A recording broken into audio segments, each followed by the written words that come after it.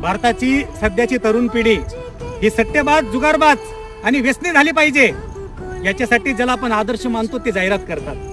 भारतरत्न पुरस्कार ज्याला आपल्या भारत सरकारने दिला तो सचिन तेंडुलकर ऑनलाईन गेमिंग ॲपची जाहिरात करतोय।